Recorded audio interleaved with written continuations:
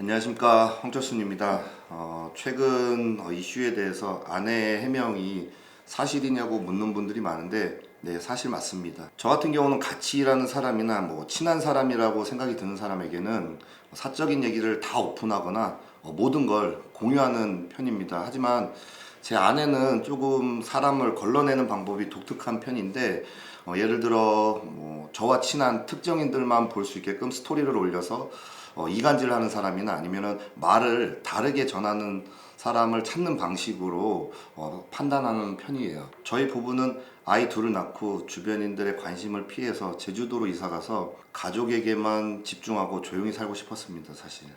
제주도에서 가족과 많은 시간을 보내면서 오붓하게 살고 있었던 도중에 소박하게 카페와 홈짐을 오픈하게 되었는데요.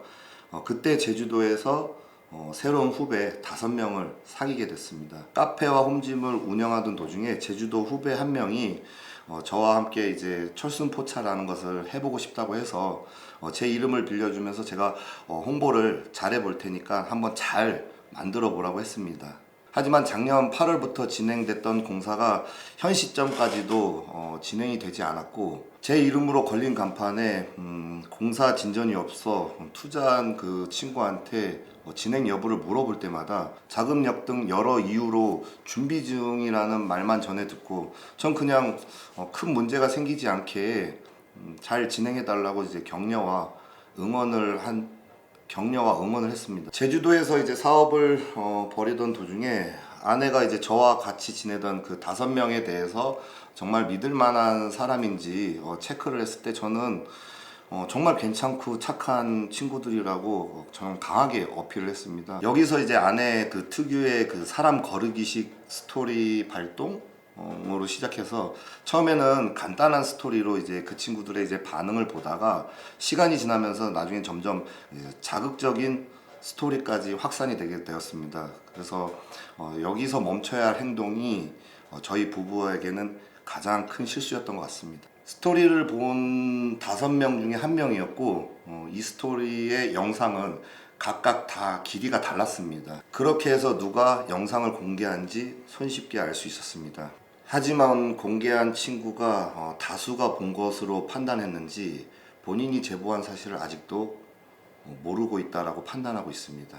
바로 그 친구가 이제 철순포차를 투자하기로 한 그 친구였습니다. 제가 봤을 때도 그 친구는 철순포차를 오픈하기 위한 자금도 없었었고, 제 지인에게도 저와 함께 한다는 이유로 자금 대출을 권유를 했었습니다. 그리고 그 친구는 이제 자금 대출이 안 된다고 했지만은 제 지인은 그 친구에게 벌써 2억이라는 자금을 한 상황이라고 얘기했습니다. 게다가 이제 건물 관리비와 그 월세가 3개월째 미납된 상태였고요.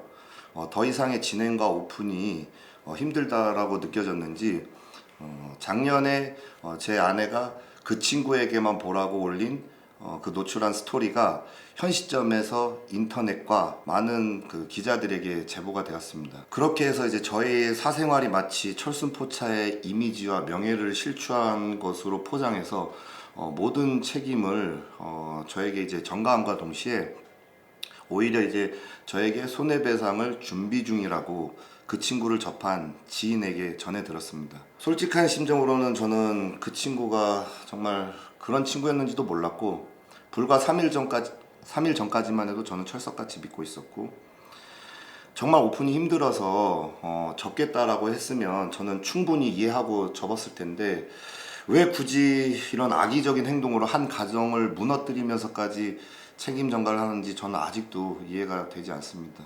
그리고 건물주도 이 친구가 연락이 안 된다고 해서 저를 호출했을 때도 저는 과일 바구니까지 싸들고 가서 아직 해결할 일이 좀 있고, 그리고 정말 신뢰가 가는 친구니까 조금만 믿고 기다려 달라고 저는 그 건물주 분에게도 부탁까지 했었고요. 내가 너한테 무슨 죽을 죄를 졌는지 모르겠지만은 네가 힘들다고 할 때나 정말 괴롭다고 할 때 나는 항상 네 얘기를 들어주고 옆에서 위로해줬다라고 나는 생각을 한다. 그래도 무엇보다 나는 사람을 잃었다라는 생각에 상처가 굉장히 많이 컸고, 너의 이 작은 사업의 이득권 때문에 내 가족과 사업에 피해를 준 것에 대해서는 아직도 이해하기가 어렵다, 진짜.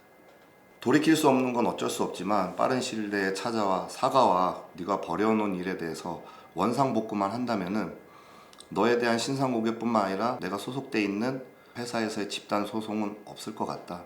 그리고 공직에 계신 너의 부모님에게도 부끄러운 행동을 하지 않았으면 좋겠다. 저희 부부는 지난날의 과오를 반성하면서 제주도에서 조용히 지내고 있습니다. 모든 생활을 가족과 함께 보내면서 외출도 거의 하지 않았고요. 그리고 떨어지는 낙엽도 피하려고 정말 노력 많이 했습니다. 항상 이런 이슈들이 있었을 땐 과거의 사건들이 회자되곤 했었는데 저희 부부는 한 가지 확실한 거는 예전과는 전혀 다른 삶을 살고 있다는 것만 알아주셨으면 고맙겠습니다. 앞으로는 작은 구설조차 나오지 않도록 더 신중하게 살도록 노력하겠고요. 아내에게도 상처가 되지 않게끔 억측은 자제해 주셨으면 감사하겠습니다. 고맙습니다.